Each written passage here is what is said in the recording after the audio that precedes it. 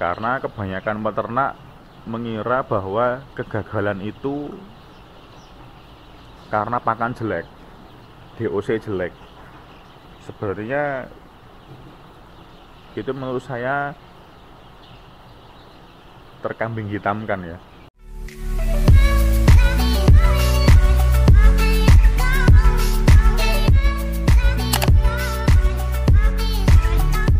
Assalamualaikum dulur-dulur, kembali lagi di channel Brewok Farm. Video kali ini saya akan membahas mengenai penyebab kegagalan dalam beternak ayam pejantan. Karena beberapa video saya sering ada yang bertanya permasalahan dalam ternak ayam pejantan, baik ayam trouble dan manajemen ayamnya, ditanyakan dalam komen-komen saya. Maka pada video ini saya akan membahas dari sisi faktor penyebab kegagalannya. Disclaimer dulu, mungkin bukan sebuah patokan atau acuan, tapi yang saya rasa penting dan banyak ditanyakan di komen-komen YouTube saya mengenai penyebab dalam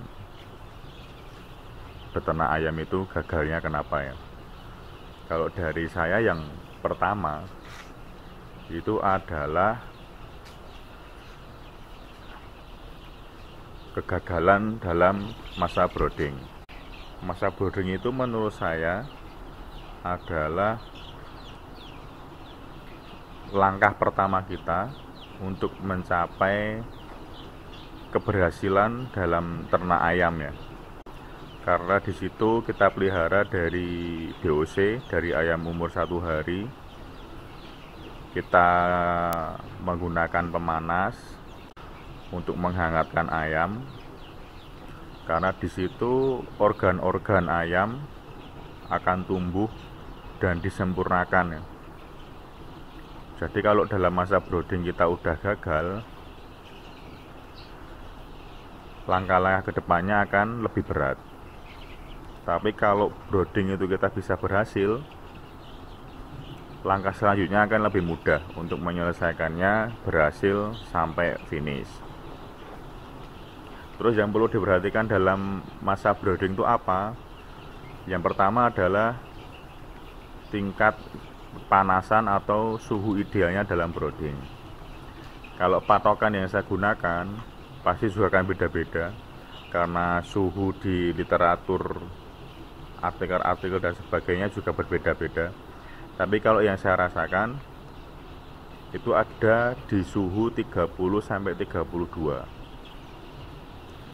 Dan ingat, dikontrol juga untuk tingkah laku ayamnya.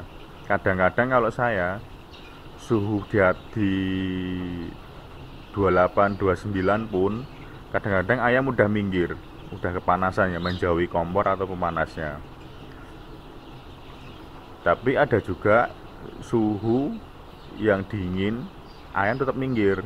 Jadi yang membedakan itu adalah bertumpuk atau enggaknya. Kalau minggir tapi enggak bergerombol di satu tempat, itu ayam berarti kepanasan. Tapi kalau minggir tapi berkelompok dalam beberapa 2 atau 3 tempat aja, enggak merata minggirnya, itu saya indikasikan ayam itu masih kedinginan. Jadi suhu sama pun kalau ayamnya tingkah lakunya berbeda, kita juga harus amati ya. Kemudian juga kalau ini saya pasang di sini,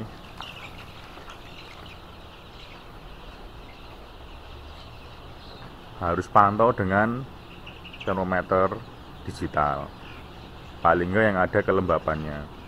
Kalau dirasa kelembapannya itu tinggi, 80% ke atas,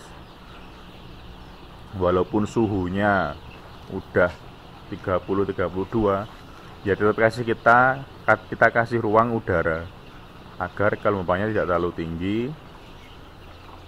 dan amonia di dalamnya rilis. Terus masa brooding itu yang ideal berapa?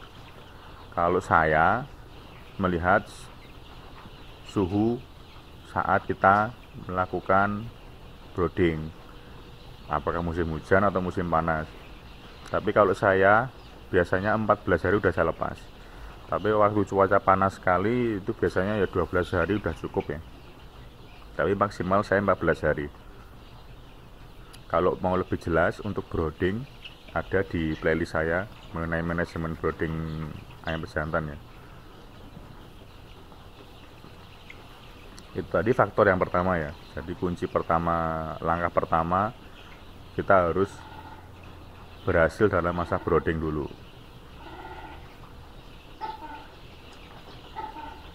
Yang kedua, kalau saya sirkulasi udara, karena sirkulasi itu menurut saya sangat berpengaruh dengan kesehatan ayam ya, terutama untuk penyakit-penyakit pernafasan, dan itu yang banyak membunuh ayam, baik dari snot atau CRD. Itu kalau sirkulasi udaranya nggak bagus. Kalau tempat saya ini tirainya saya buat 2 layer, tapi di video saya sebelumnya ada itu manajemen tirai dari brooding sampai dengan panen. Tapi kalau bisa saya jelaskan singkatnya di sini, saya bikin 2 layer, yang bawah sini dan atas ini. Kalau umur di bawah 1 bulan dan cuaca panasnya ekstrim, saya buka yang atas ini dulu, yang bagian atas tengah ini saya buka dulu. Jadi jangan yang bawah, karena kalau yang bawah dibuka walaupun udaranya bagus keluar masuk, tapi resiko ayam karena masih di bawah 1 bulan, masih ada resiko ayamnya langsung kena angin ya. Biasanya yang ini bahkan saya buka di atas 1 bulan, karena kalau di bawah 1 bulan itu kita harus masih buka tutup tirai.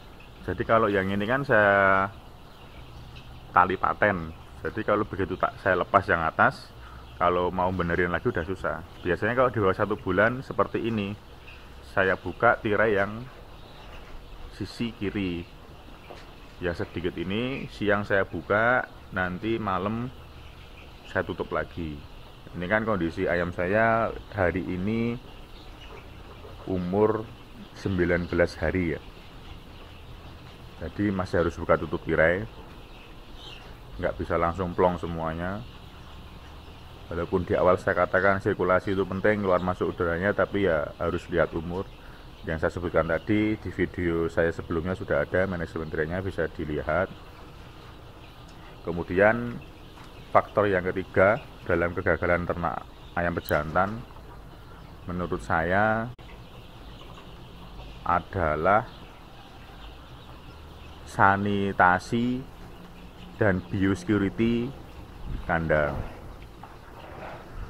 Kalau biosecurity kita lemah karena kita tidak tertib dalam melakukan sanitasi, maka resiko penyakit itu semakin tinggi.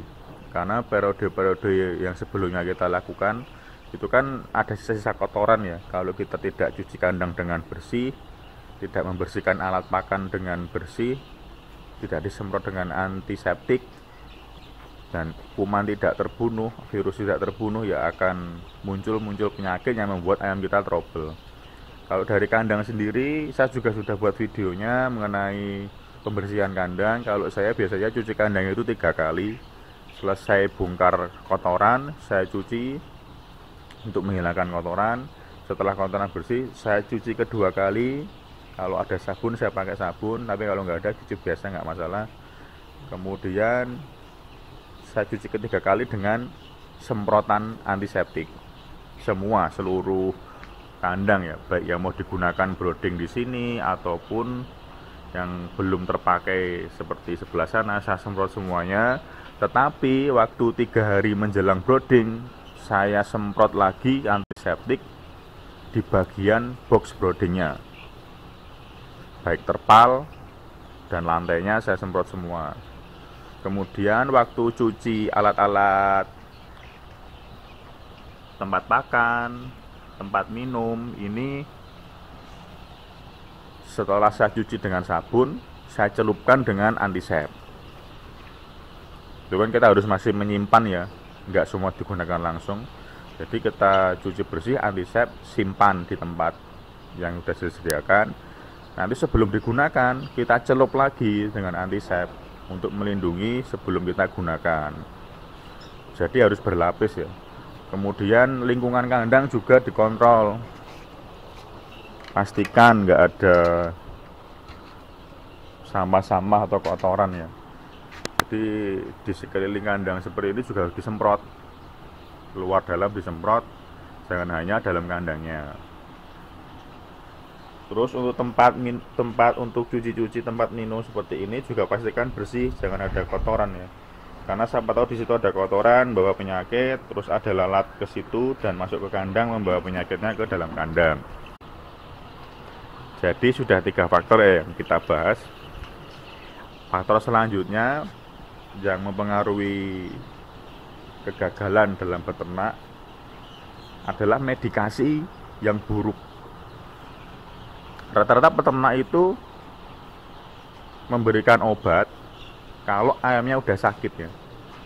Kalau saya, itulah pentingnya recording ya. Kita bikin kertas, kita buat tabel pemeliharaan, kita tulis semua yang terjadi di kandang sesuai yang saya sebutkan di video saya yang sebelumnya mengenai membangun usaha ternak ayam. Itu kan saya sebutkan bahwa saya rutin tiap hari tulis recording suhu, kematian, pemakaian pakan, terus kalau ayam ada indikasi penyakit kita tulis jadi sebagai dokumen kita record. Jadi kalau periode setelahnya menjelang umur masuk penyakit yang udah kita list tadi, itu kita masukin aja obat. Walaupun ayam belum sakit, tapi kan kita tahu karena setiap kandang itu endemik penyakitnya akan beda-beda. Di tempat saya 2 minggu biasanya muncul gumboro, di tempat kalian belum tentu. Jadi tempat saya biasanya di umur sekian sering terjadi senot, baik kandang saya, kandang tetangga saya, kawan-kawan saya sekitar rumah. Maka di umur itu kita masukkan obat untuk preventif ya, mencegah agar penyakit tidak masuk. Kan juga sering kita dengar untuk manusia sendiri mencegah lebih baik daripada mengobati ya. Jadi kalau kita udah mencegah, kalau ayam itu muncul penyakitnya pun akan tidak terlalu parah. Dan juga vaksin itu sesuaikan dengan kondisi kandang kalian. Misalnya dengan saya program vaksin 5 kali, tapi kalau di tempat kalian resiko penyakitnya lebih rendah, misalnya senot dan gumboro, yang nggak harus dilakukan sesuai kebutuhan kandang. Tapi yang pasti kalau vaksin, kalau saya ya condong flu burung dan gumboro itu wajib ya. Kalau ND kan biasanya melekat ke flu burung. Kalau yang suntik, kalau yang minum, gumboro minum, nanti ND sekali 2 kali boleh untuk mencegah penyakit yang masuk. Jadi usahakan buat recording, tulis semua kegiatan di kandang untuk antisipasi periode-periode selanjutnya. Jika ada ayam sakit di periode sebelumnya, periode selanjutnya sudah bisa dicegah di umur-umur tertentu. Kemudian untuk faktor terakhir,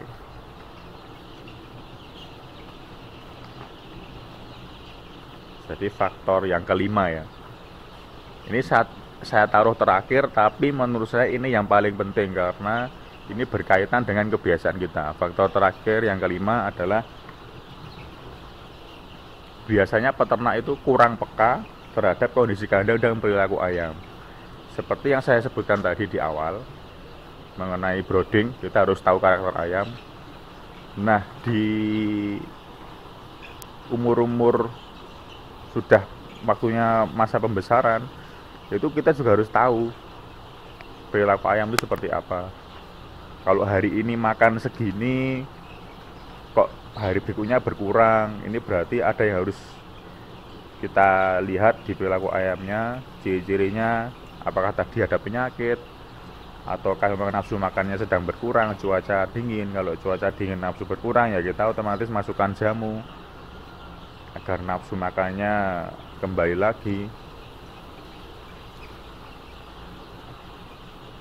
Jadi kalau kita perilaku ayam sudah tahu dengan kepekaan naluri kita, termasuk juga kalau ayam kok terlihat kedinginan, walaupun mojok tapi rata, saya sebutkan tadi kalau brooding itu berarti kepanasan, jadi kita harus buka tirainya. Kalau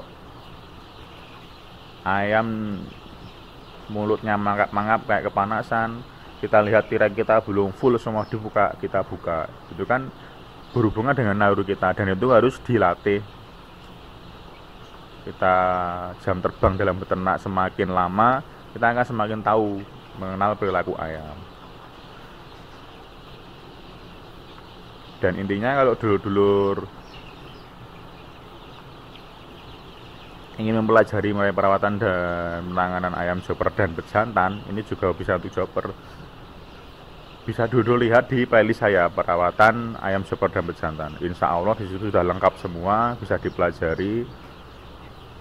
Dan kalau dulur-dulur ingin sharing dengan saya, dengan kawan-kawan ternak lainnya, bisa masuk di Telegram, di grup peternak chopper jantan Nusantara.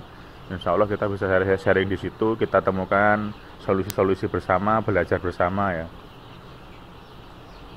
Jadi semoga dulur-dulur dalam peternak bisa selalu upgrade, mengembangkan diri, agar kegagalan-kegagalan yang kita bahas tadi ini bisa teratasi ya dulur-dulur.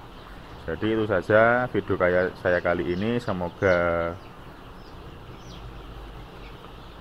kita selalu diberikan kelancaran dalam peternak ayam, dan mohon supportnya agar saya bisa tetap upload video.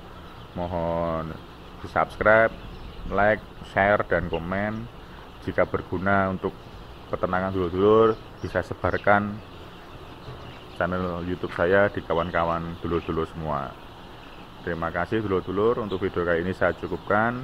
Sampai jumpa di video selanjutnya. Terima kasih. Wassalamualaikum.